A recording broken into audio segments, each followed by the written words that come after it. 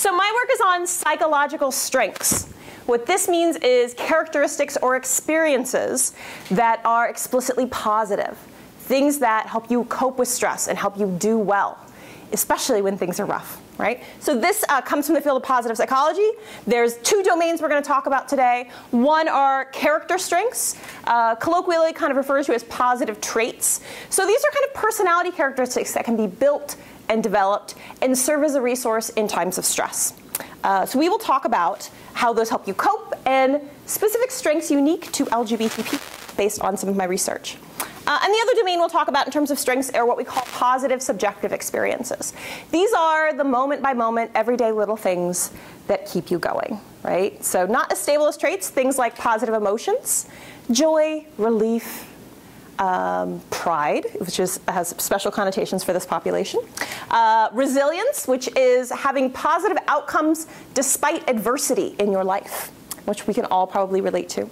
And also promote adaptive positive coping, but more in the moment experiences that foster this. So we'll talk about a couple strengths that I found in my literature that are unique to LGBT people. Hopefully we're all familiar with the acronym. So a little overview, we're going to talk about some unique experiences related to particularly stress, the extra life events and anticipated experiences that are faced by LGBT people, whether that's being ignored, being discriminated against, or just waiting for bad things to happen. This is a common experience for lots of different members of minority and other marginalized groups. So what we see here is having to be on guard, having to think about how to navigate the world, teaches you really important lessons, and also allows for moments where people acknowledge who you are, moments where you can feel joy and happiness and relief are extra special and extra important for mental health. So we'll talk about that. We will talk about LGBT people because they defy traditional gender norms based on who they should be attracted to, right? Based on kind of the norms that we assume everyone's heterosexual. And also for transgender people based on the norm that what's on their birth certificate is going to match their experience. They have to figure out how to navigate the world in different ways. And that leads to these strengths. So this can be applied to any marginalized minority group, but we're going to talk about strengths and have our superpowers help us. So I did a whole series of articles. We reviewed dozens and dozens and hundreds of articles about LGBT people. So I'm going to hit the highlights for you and see if this sparks an interest for other discussion. So we found 4 strengths that were, by and large, more well represented in LGBT populations. Again, not to say other people don't have these strengths, but there is something about the experience of being a sexual and gender minority that seems to create opportunities for these strengths. And given that psychology has a reputation for being quite negative and quite focused on things that can go bad, this is really another side of the coin we can talk about in this literature. The first is what we call integrity. So being true to who you are, being authentic, or being genuine. Most people would say this is something important in their life. Right? That this is something they strive for. And sometimes that's not easy, right? To stand up for your beliefs, to stand up for things and social issues that are important to you. To figure out who you are and what you stand for is a common experience in college students. So what we find here too is, by definition, by being a member of a socially marginalized group, the very act of saying you're LGB and or T is an act of integrity. You don't know what that reaction is going to be. You don't know if discrimination is going to be a consequence. The very act of being yourself is an act of integrity. Ironically, in positive psychology, no one studies this strength. Unfortunately, most people in positive psychology don't study LGBT people. And I think there's a real unlocked opportunity here to intersect the two and talk about this superpower and what LGBT people can teach the rest of psychology. Creativity. So you don't have to be an artist, you don't have to be a musician to have creativity. The idea that you're going to find unique, adaptive, as in healthy ways, to solve problems. Right? So if we think about LGBT people, it might be, how do I figure out who's safe to come out to? Do I ask them about RuPaul's Drag Race and see their reaction? Right? Do I bring up a social issue or a political issue and test the waters?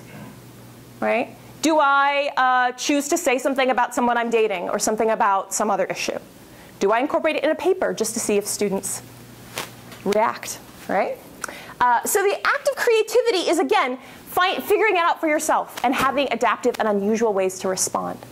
And certainly that can come across in some very public LGBT people, whether it's one of the co-CEOs of Apple talking about his experiences as a gay man and how that made him who he was, in terms of Tim Cook.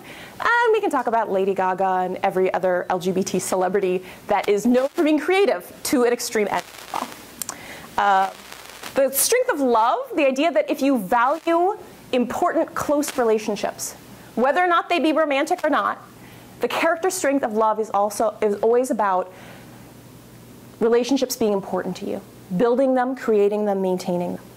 What we find in the literature is a disproportionate number of the articles about LGBT people are about their relationships, right? About their romantic relationships, their friendships, sometimes relationships with people who used to be their romantic partners and how important those are.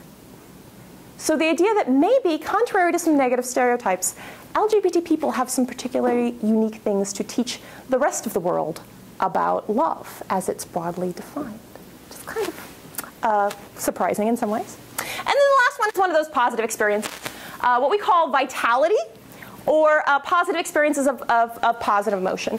The idea that those experiences were highly valued and talked about a lot. The importance of having moments of joy and relief and pride. The idea that pride in and of itself has become associated with the LGBT community as a celebration of integrity, right? So the idea of being who you are helps give you positive emotion. We see those linked together. And the idea that even the word gay in and of itself has its origins in meaning happy and full of positive emotion. Perhaps this is not a coincidence. Perhaps this is a hint a little bit about those experiences. So we're going to talk about those 4 superpowers today. First, I thought our nice little image of Wonder Woman, who I'm doing a half-made takeoff on today. That integrity is a key strength we see in LGBT people, and we can also use the superhero of Wonder Woman to talk about this as well. The idea that she stands for truth, right? That the lasso of integrity is part of her character in the original comic books. I'm trying to have flashbacks from Linda Carter and Wonder Woman. I can't quite get it all to come up to have specific references. But the idea that coming out to yourself, so often that early experience of, oh, what are really my attractions? What really is the gender that fits me best? That is an act of integrity, being honest with yourself. So when people in your life share that, they come out to you, they disclose. They are creating an opportunity to you to support their integrity, to support and honor who they are. And if you have questions or that's a surprise to you, that happens, right? If you don't happen to be a member of this community, but there is an opportunity to grow their strengths by affirming their integrity, supporting their identities, right? So I thought Wonder Woman was particularly a useful metaphor there. We can also talk about creativity, right? So I thought a lot about who is the most creative superhero. I went back and forth. For once, I didn't use the Avengers, which is hot right now. So I decided to go to Daredevil, because I like Daredevil. I don't care what you say about the movie. Daredevil is a superhero who has completely lost all of his vision. And he has found ways to use these other senses to not only get through the world and adapt, but solve crime, be a lawyer, be an amazing human being in Hell's Kitchen. Kind of rough around the edges, right? So I think he's a great metaphor for the creativity. So he uses his blindness. He says, yes, this is a challenge. How do I meet it and go above and beyond what is expected of me? And even use people's assumptions about me to fight crime and find the bad guys. So in the lives of LGBT people, the idea that you can create your own family, what we call a family of choice in the LGBT community, sometimes the people you consider family are not biologically related to you. Sometimes they are the people you choose. They are your partners, your friends, your former partners, someone else you met who is supportive of you. Creating and redefining family is part of that. Being creative about who and what you disclose what to. So deciding who can I trust with this information, who can I not? Who do I need to hedge my bets around? Who do I need to use vague pronouns with? That is an adaptive strategy for self-protection. So you can be both creative and selectively disclose and still want to be true and honest to yourself. Managing both of those is an interesting dialogue. Being creative about gender roles. One of the interesting things about being LGBT is that you're already, again, defying a traditional gender norm. So often that allows people to go, wait, is there some other part of this traditional notion of gender that doesn't work for me? Whether it's what I should wear or how I should cut my hair or how my body language should come across or how deep my voice is, right? Or what I like to do on for a social hobby. The idea of freedom from traditional gender norms can be this wonderful source of creativity. Particularly what we know if we talk about gay and bisexual men involved in the arts community, the idea of, wow, often the story is once I came out, once I could be who I am, my creativity flowed in very traditional ways. And also the idea that when you're LGBT, you get to pick and choose how you define the rest of your relationships. What do you want dating long-term relationships to look like? What options are meaningful to you? What options do you want to question to figure out what works for you and the people you love? The idea that you say, wait, I don't have to go with the standard, is part of that act of creativity.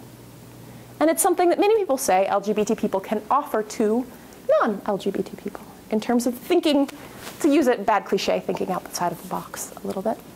So creativity, probably one of my favorites. Love, so if we want to talk about valuing, creating, nurturing close relationships of all kinds.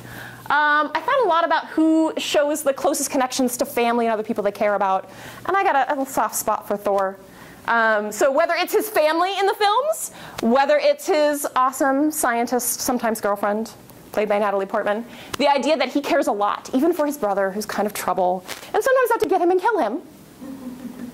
That Thor cares about these relationships with people in his life. He's willing to sacrifice. He's willing to do whatever he can, if possible, to keep those close personal ties. Right? So in the world of LGBT people, the idea that there's actually data that same-gender romantic relationships are more psychologically healthy on objective measures than relationships between a man and a woman. Most people are quite shocked by that. That's not the negative stereotype that's been played in the media for some decades. The fact that they figure out and question, how are we going to do this? How are we going to assign chores? How are we going to communicate? Lesbian women in particular show indications that they are better communicators in their relationships with each other than pretty much all other possible pairings. So perhaps there's some lessons to learn. And of course the idea that friendships can be another source of that. Other places where social support and friendships and mentors can provide this love. Right? So that might also be a role people have in their lives, is being that social support. So the superpower of love. And then a couple other ones that I'll just touch on briefly. We always see if we have time. It looks like we have time.